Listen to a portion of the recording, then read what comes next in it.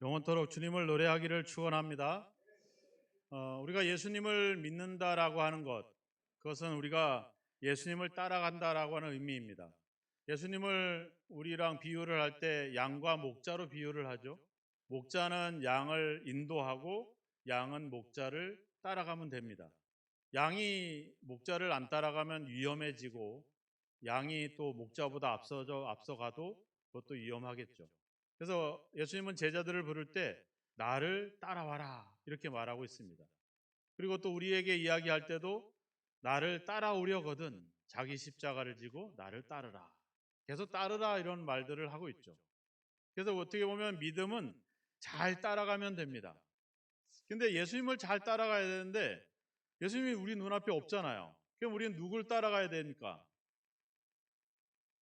나보다 믿음의 선배들을 따라가면 되는 거죠. 왜? 그 선배는 그 앞선 믿음의 선배를 따라갔고 그 선배는 또 그 앞에 있는 믿음의 사람을 따라갔고 거기에 그 앞에 제자들이 있고 결국 그 최종 앞에는 누가 서 있습니까? 바로 예수님이 있죠. 그래서 예수님이 하신 이야기를 제자들이 또 제자들의 또 제자들이 계속해서 이어져 가는 거예요. 그래서 믿음의 계속 그 계보를 이어가고 우리는 그 믿음의 사람들을 따라가면 됩니다. 솔직히 우리가 성경을 봐도 쉽게 이해할 수 없는 많은 어려운 이야기들도 있고 또 성경을 보면 우리가 해야 될 일들이 엄청 많은 듯이 그런 느낌도 있잖아요. 그래서 우리가 믿음을 잘 지켜가고 믿음을 잘 생활할 수 있는 방법은 믿음 생활을 잘 하시는 분을 따라가면 되는 것입니다. 그래서 그 따라가면 그 좋은 길이 있을 줄로 믿습니다. 어, 우리는 어떻게 보면 계속 가야 되는 그런 존재들이죠. 완성된 존재들이 아닙니다. 그래서 성경은 우리를 향해서 선줄로 생각하지 마라. 특별히 우리 연세가 있으신 분들은 야, 나 그동안에 열심히 신앙생활 해왔는데 이제 다 끝난 것 같아. 우리 저기 맹거사님이나 유건사님 그런 마음이 드세요? 이젠 다 된 것 같아? 아직도 가야 될 길이 멀고 해야 될 일이 많다. 그런 또 사명이 우리 속에 있습니다. 그러니까 우리는 완성된 존재가 아니라 계속해서 뭔가 만들어져 가는 그런 존재들이죠. 그래서 예수님이 제자들을 불렀을 때 제자들을 부를 때 그 제자도에 대한 제자에 대한 가르침을 줄 때 그런 비유를 했죠. 망대를 짓는 비유를 했습니다. 우리가 뭔가를 망대를 질 때는 앉아서 내가 가진 돈으로 충분히 이 망대를 다 지을 수 있을까 없을까 생각을 하고 이제 우리가 그 일들을 시작하게 되죠. 만약에 중간에 돈도 없이 부족한 돈으로 시작했다면 중간에 망대를 중간까지만 하고는 끝날 겁니다.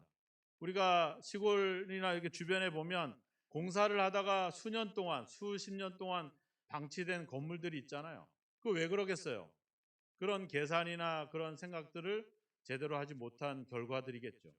그래서 제자라고 한다면 분명히 내가 가진 것으로 충분히 이것을 세울 수 있는지 앉아서 먼저 생각해야 된다.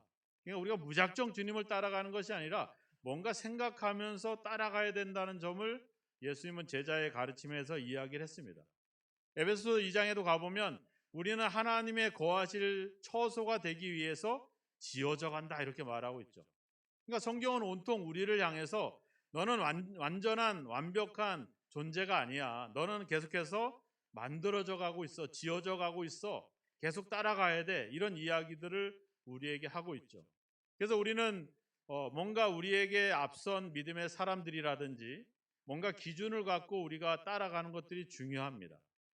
근데 우리가 보통 판단을 할 때는 야, 저 사람은 참 괜찮은 사람이야. 나도 저 사람처럼 믿음 생활을 해야 되겠다라고 생각하고 있는 그 기준들은 우리 눈에 보이는 것들이거든요.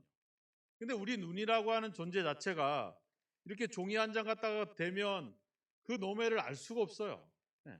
이게 우리가 가진 시각이에요. 그러니까 우리가 그렇잖아요. 어떤 사람은 되게 기품이 있고 신사적이고 양심적이고 이런 사람이 있는데 그 내면에는 또 다른 면을 가지고 있는 사람 있잖아요. 또 어떤 분은 되게 초라하고 연약하고 보잘것없지만 그 안에는 기품이 있고 철학이 있고 뭔가 자유가 있고 이런 분들이 있어요. 그러니까 우리 눈으로 어떤 특정한 사람을 선택해서 우리가 기준으로 삼는 것은 그래서 우리가 그 사람을 그 기준을 따라가는 것은 이게 결코 쉽지 않습니다. 우리 인생이라고 하지만 인생을 이렇게 사는 거라고 정답을 얘기할 수가 없어요. 대부분은 통계로 얘기를 할 뿐이죠. 왜냐하면 하나님이 주신 인생은 전부 다 다르기 때문에 그 다른 인생을 나의 기준으로 삼는다라고 하는 거는 이거는 잘못될 가능성이 높다라고 하는 거죠. 그래서 우리에게는 변치 않는 기준, 뭔가 우리가 제대로 어떻게 따라가야 될 진정한 표준, 그 기준이 필요하죠. 그 기준을 오늘 이야기합니다. 오늘 17절에 얘기하죠. 사랑하는 자들아, 너희는 우리 주 예수 그리스도의 사도들이 미리 한 말을 기억하라. 결국은 지금 유다라고 하는 이 예수님의 동생이 이 편지를 쓰면서 그동안 했던 사도들의 이야기를 여기다가 정리를 해놓고 있어요. 그러면서 우리가 경계해야 될 사람, 우리가 따라가야 될 사람, 어떤 기준들을 우리에게 제시해주고 있죠. 그러니까 우리의 기준은 사람이 아니라 바로 성경이 기준이 돼야 된다라고 하는 겁니다. 우리가 신가 그리스도교회는 이제 한창규 목사를 지도자로 여러분들이 세웠지만 저도 완벽한 존재는 아니잖아요. 야, 우리 목사님을 기준으로 살아가야 되겠다. 이러면 문제가 생기는 거예요. 뭐가 기준이 돼야 됩니까? 성경이 기준이 돼야 되죠. 성경에서 이야기하고 있는 이야기들이 우리의 기준이 되고 그 기준을 따라가게 될 때 우리는 제대로 된 길을 갈 수가 있다라고 하는 겁니다. 그래서 성경을 기준으로 삼아 살아가는 저와 여러분이 되길 주의 이름으로 축원합니다. 오늘 성경에서 경계해야 될 것, 우리가 주의해야 될 것에 대해서 이야기를 합니다. 18절에 보니까 자기의 경건하지 않은 정욕대로 행한다. 우리가 첫 번째 경계해야 될 사람은 바로 정욕대로 살아가는 사람, 살아가는 삶이라고 하는 것입니다. 정욕대로 행한다는 말이 무슨 말일까요? 쉽게 말하면 욕심대로 사는 거죠. 욕심대로. 자기의 욕심대로 살아가는 삶. 욕심대로 살아가는 삶의 전형적인 증상이 16절에 나와 있습니다. 16절에 보면 이 사람들은 원망하는 자며 불만을 토하는 자며 그 정욕대로 행하는 자라. 그 입으로 자랑하는 말을 하며 이익을 위하여 아첨하느니라.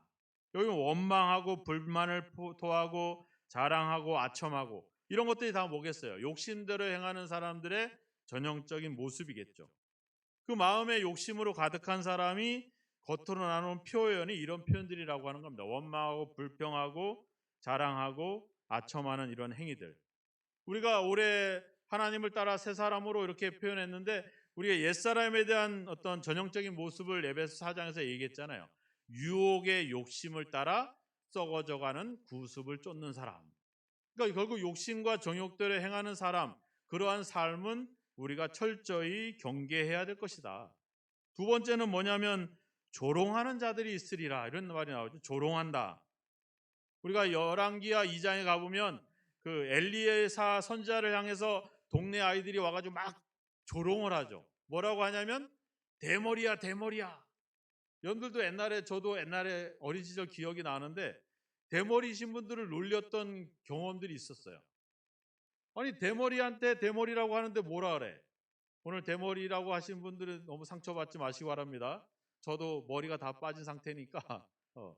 자, 엘리사 선지자가 키가 작고 몸집이 크고 그리고 말하자면 말 그대로 대머리였어요.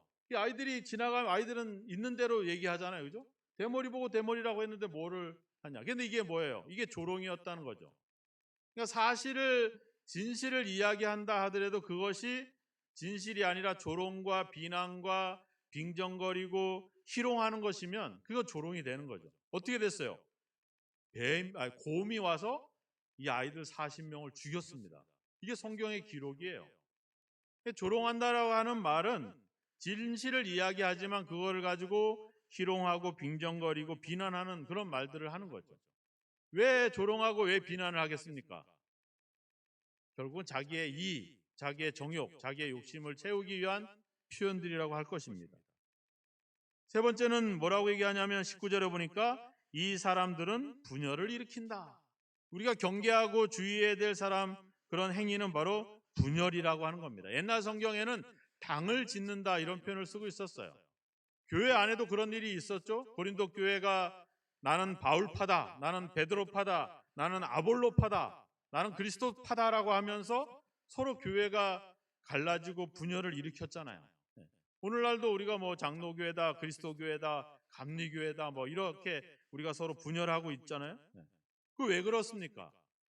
어떻게 보면 인간의 그 성경에 대한 지식과 성경에 대한 그런 해석과 그런 신학을 따라가는 거죠. 예수 그리스도를 따라가는 것이 아니라. 그래서 바울도 고린도전서에서 얘기잖아요. 어떻게 예수 그리스도가 이렇게 나눠질 수 있느냐 하면서 한탄을 하잖아요. 이 분열을 일으키는 것은 우리가 철저하게 경계를 해야 된다라고 하는 겁니다. 우리가 수요 예배 때 오셨던 분들은 우리가 당을 짓는다라고 하는 표현을 들었잖아요. 당을 지어서 진리를 따르지 않고 불의를 따른 자들은 하나님의 진노가 임할 것이다. 이 당을 짓는다라고 하는 헬라어 말 에리테이아라고 하는 말은 누가 한 말이냐면 소크라테스가 한 말이라고 했잖아요.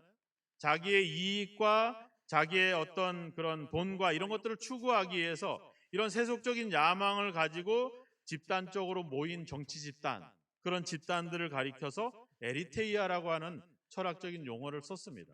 그 말을 바울이 인용했고 그 말을 또 유다가 이 성경에서 계속해서 인용을 하고 있는 것입니다. 어떤 자기의 이익을 추구하고 자기의 이기심으로 특정한 어떤 집단을 이루는 것. 우리가 뭐 최근 사회적인 표현들이 있잖아요. 집단 이기주의. 그죠? 네. 그러니까 교회도 그렇습니다. 교회도 어떤 교회가 세속적인 야망을 가지고 교회를 점점점 확장해가는 이런 그런 확장주의에 빠지는 것. 이런 대형화되면서 어떤 복음의 어떤 사역이 아니라 교회를 더 비대하게 키워가는 것 또한 집단 이기주의의 한 형태라고 볼 수밖에 없습니다. 우리도 그렇잖아요. 우리가 어느 교회 다니냐면 우리 교회. 항상 우리 교회 그런 생각들을 갖잖아요. 근데 생각해보면 그리스도 안에서는 다른 교회도 우리 교회고 우리 교회도 우리 교회고 이 다 같은 교회거든요. 크게 보면. 근데 이단들은 뭐라 그래요?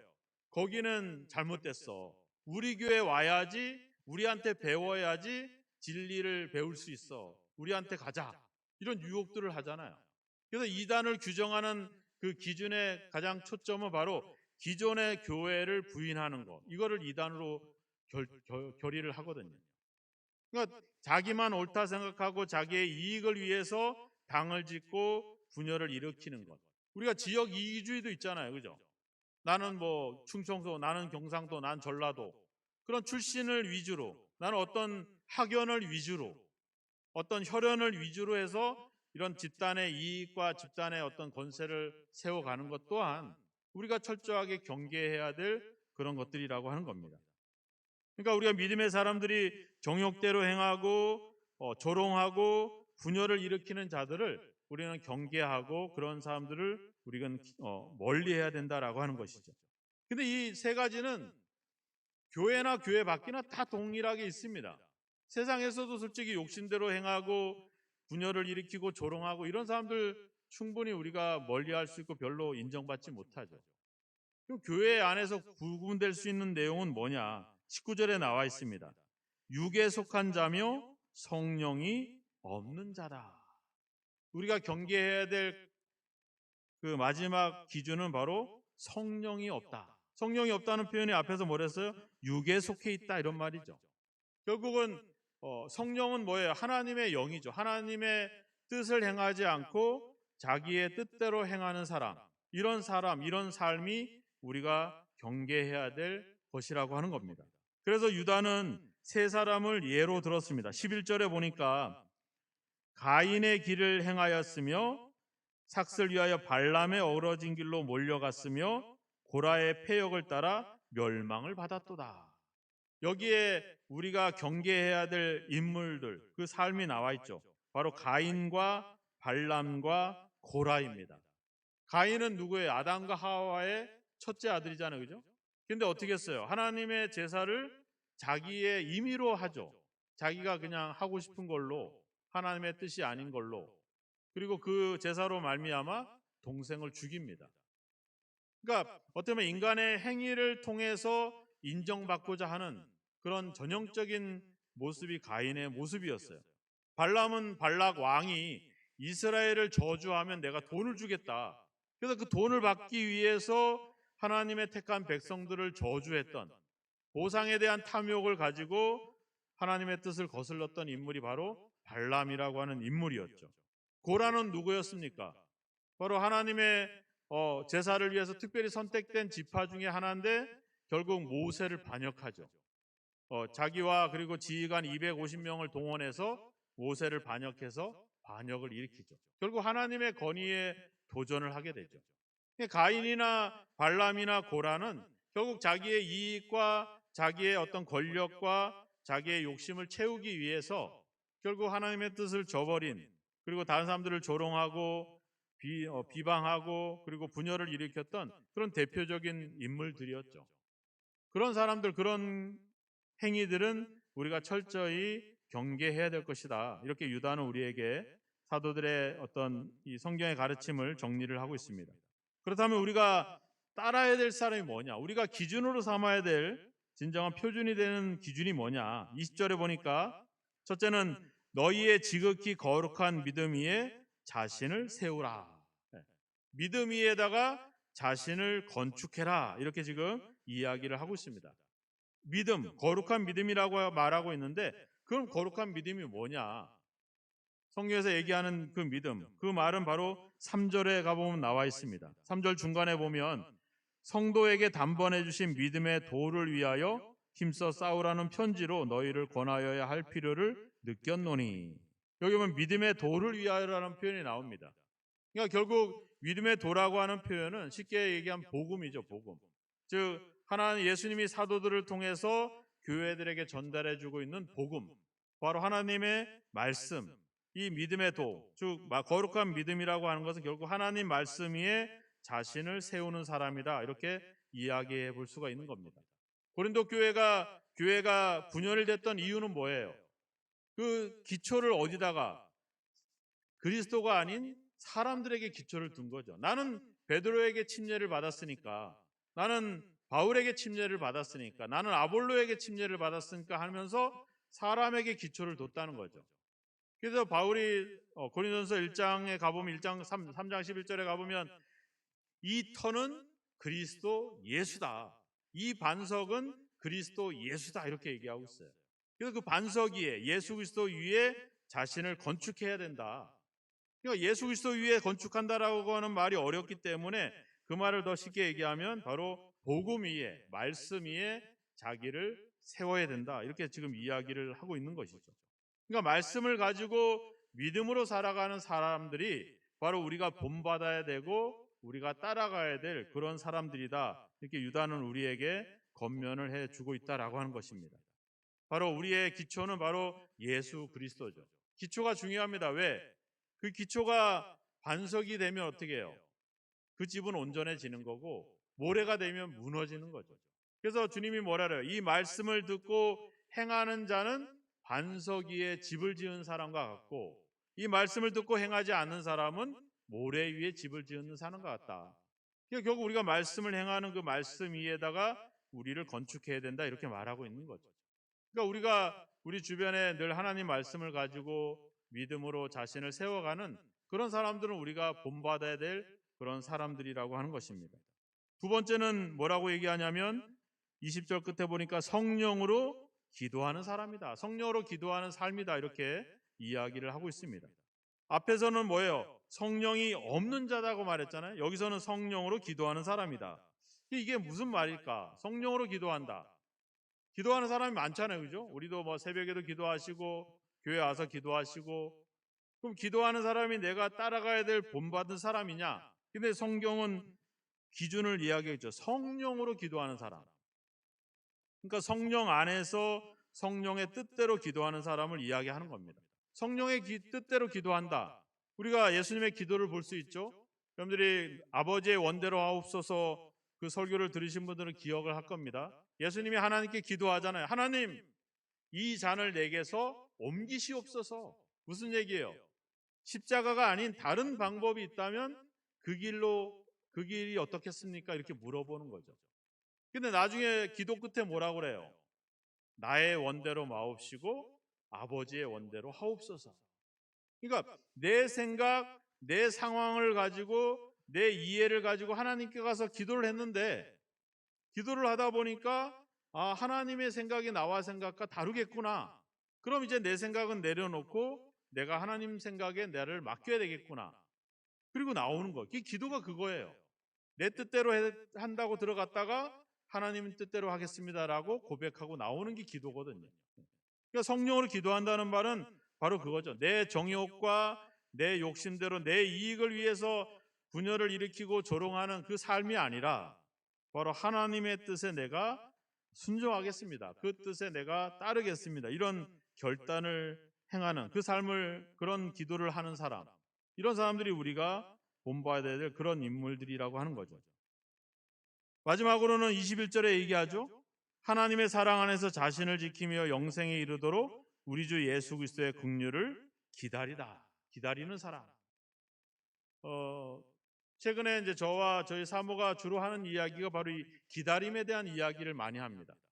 솔직히 우리가 교회를 다니지만 주일 되면 이렇게 교회를 나오시고 예배도 드리고 신앙생활 하지만 우리가 세상 속에서 믿음을 가진 사람과 믿음을 가지지 못한 사람을 어떻게 구분할 거냐, 이게 그 기준이 뭐냐라고 생각해 봤을 때 최근 들어 계속 깨달아지는 것은 바로 기다림이다. 기다림이라고 하는 말 속에는 또 참고 인내하는 말들이 있겠죠. 우리는 다 기다리는 사람들이죠. 뭐를 기다려요? 여름을 기다리세요? 우리는 하나님의 나라를 기다리잖아요. 그죠? 예수님이 다시 올 신라를 기다립니다. 그러니까 우리는 이 교회가, 이 세상이 우리의 종착점이 아니라 우리는 하나님의 나라가 우리의 최종 목적지예요. 그 하나님의 나라를 우리는 기다리는 겁니다. 근데 그냥 기다리는 게 아니라 그냥 기다릴 수가 없어요. 왜?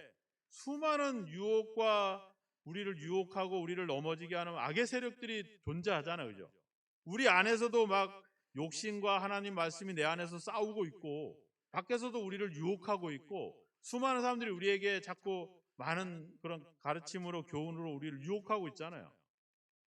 그러니까 그냥 기다리는 것이 아니라 그런 것들을 참고 기다리는 겁니다. 이게 믿음인 것이죠. 우리가 그렇잖아요. 우리가 이제 예배 끝나고 집에 돌아가면 또 싸우시잖아.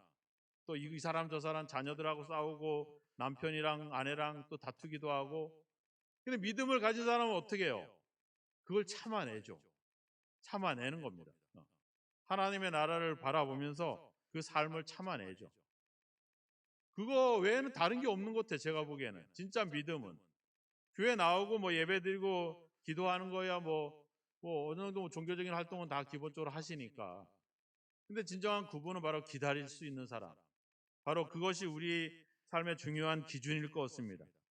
바로 주님의 21절에 나오면 예수 그리스도의 긍휼을 기다리라. 근데 중요한 거는 뭐라 그랬어요?